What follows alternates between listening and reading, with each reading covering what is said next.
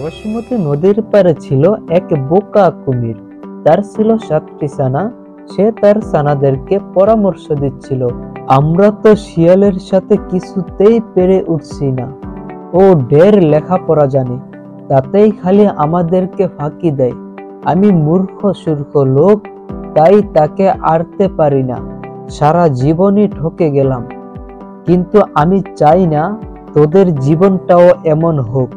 তাই আমি অনেক চিন্তা ভাবনা করে ঠিক করেছি, তোদের 7 জনকে শিয়াল পণ্ডিতের পাঠশালায় পড়াশোনা করতে দিয়ে আসবো। সেখানে তোরা খুব ভালো করে লেখাপড়া শিখবি, চালাক চতুর হবি, ভালো মন্দ বুঝতে শিখবি।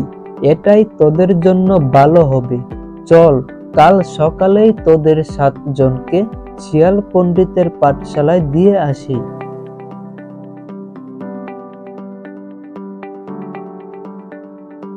শিয়াল পণ্ডিত, শিয়াল পণ্ডিত, বাড়িতে আসো। কে এলো এত সকালে? যাই গিয়ে দেখে আসি। কি ভাই, কি মনে করে? ভাই, আমার ছেলে 7টাকে তোমার কাছে এনেছি। মূর্খ হলে করে খেতে পারবে না, তাই তুমি যদি এদেরকে একটু লেখাপড়া শিখিয়ে দাও। সে আর বলতে, আমি যত বড় পণ্ডিত, 7 দিনে 7টাকে পড়িয়ে একেবারে পণ্ডিত বানিয়ে দিব। তুমি কোনো চিন্তাই করিও না। তুমি তোমার এই 7টা ছানাকে আমার এখানে রেখে যাও। তোমার কথা শুনে আমি খুব খুশি হলাম। তাহলে আমার ছানাগুলো তোমার এখানে থাকলো, আমি বাড়ি চললাম। আর রোজ এসে একবার করে তাদেরকে দেখে যাব। আজকে আমি একজনকে পড়াবো। দেখি একজন আমার সাথে আসো তো বাপু।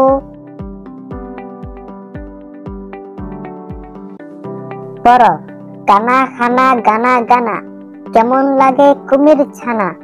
কানা খানা গানা গানা, কেমন লাগে কুমির ছানা।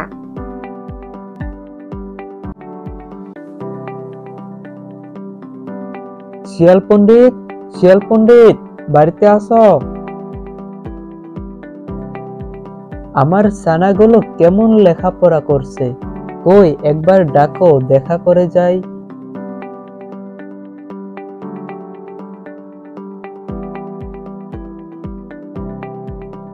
এই এক।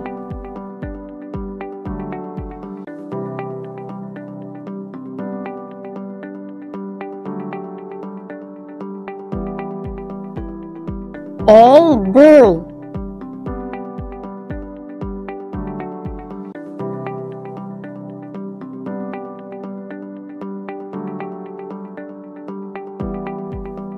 এই 3।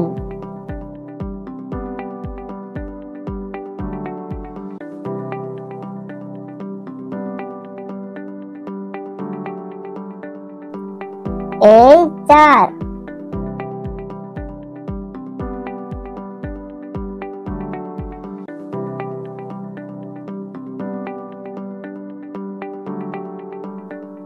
এই 5।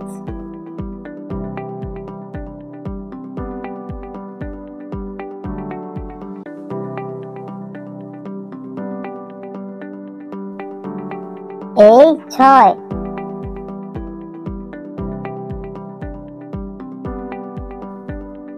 ছয়টা তো দেখালে, আরেকটা কোথায় পাবে?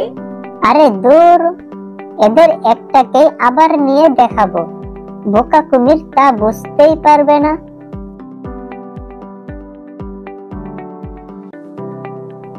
এই হলো তোমার 7। বাহ বাহ, আমার 7টা ছানাই বেশ ভালো আছে দেখছি। যাই, আমি বাড়ি যাই, কাল আবার এসে দেখে যাব।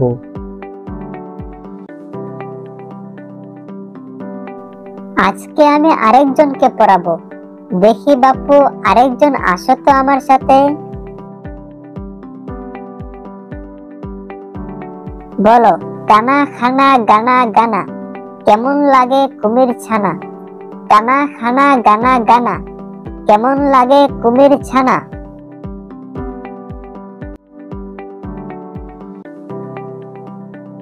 শিয়াল পণ্ডিত, শিয়াল পণ্ডিত, বাড়িতে আসো। আমার ছানাগুলো কেমন লেখাপড়া করছে, কই একবার ডাকো, দেখা করে যাই।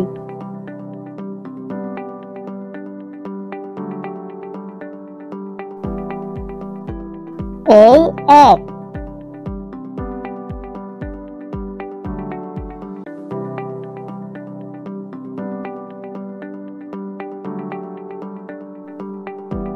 এই দুই,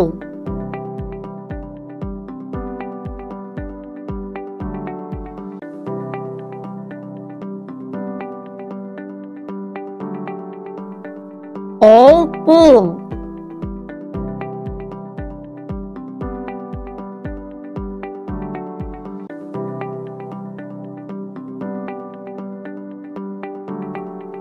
এই চার,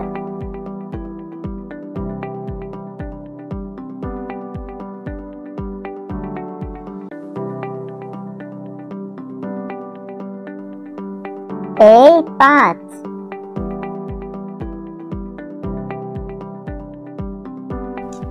পাঁচটাকে তো দেখালে, আর দুইটা কোথায় পাবে? আরে দৌড়, এদের একটাকে আরো দুবার নিয়ে দেখাবো, বোকা কুমির বুঝতেই পারবে না।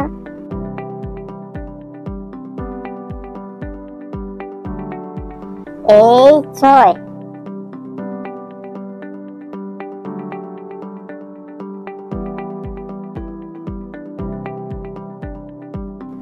এই তোমার সাত। বাহ বাহ, আমার সানারা ভালোই আছে দেখছি।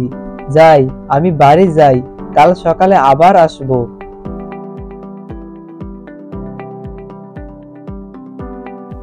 আজকে আমি আরেকজনকে পড়াবো, দেখি বাপু আরেকজন আসো তো আমার সাথে।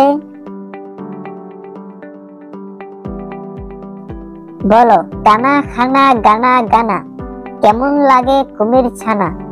কানা খানা গানা গানা, কেমন লাগে কুমির ছানা? এইভাবে শিয়াল প্রতিদিন একটি করে কুমির ছানা খেয়ে ফেলতো। খেতে খেতে যখন মাত্র একটি অবশিষ্ট থাকলো, সেটিকে সে 7 বার নিয়ে কুমিরকে দেখালো। এই হলো 7। বাহ বাহ, আমার ছানারা ভালোই আছে দেখছি। যাই, আমি বাড়ি যাই, কাল সকালে আবার আসবো।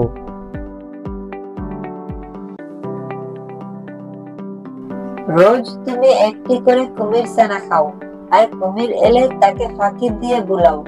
আজ তো সকল ছানা শেষ, এখন উপায়? কুমির এলে দেখাবে কি? ছানা দেখতে না পেলে তো অমনি আমাদের ধরে খাবে। আমাদেরকে পেলে তো ধরে খাবে। নদীর ওপারে বনটা খুব সুন্দর, চলো যাই, তাহলে কুমির আর আমাদেরকে খুঁজেই বের করতে পারবে না। শিয়াল পণ্ডিত, শিয়াল পণ্ডিত, বাড়িতে আসো। শিয়াল পণ্ডিত, ও শিয়াল পণ্ডিত, কি ব্যাপার, কেউ কথার কোনো উত্তর দিচ্ছে না কেন? যাই, গুহার ভিতরে গিয়ে দেখে আসি।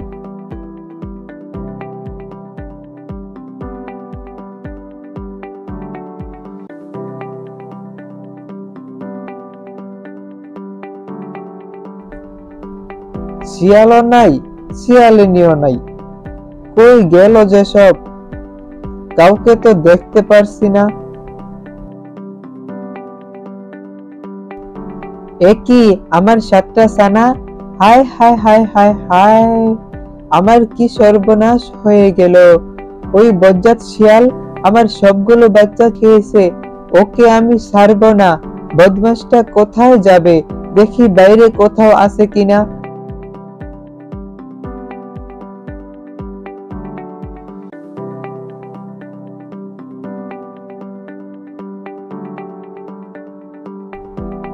ওই যে শিয়াল আর শিয়ালিনী লাফিয়ে লাফিয়ে পাহাড়ের উপরে উঠে পড়েছে, এখন ওদেরকে কি করে ধরা যায়?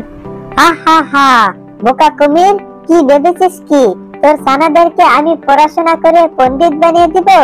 এবার দেখ, আমি তোর 7টা ছানাকে 7 দিনে চিপিয়ে চিপিয়ে খেয়েছি। আহা হা। অনেক সময় চিন্তা ভাবনা করার পরেও কুমির কিছুই খুঁজে পেল না, কারণ কুমির তো আর লাফিয়ে লাফিয়ে পাহাড়ের উপরে উঠতে পারবে না। তখন বোকা কুমির কি আর করবে, নিজের দোষের কারণে নিজেরই কপাল পুড়লো।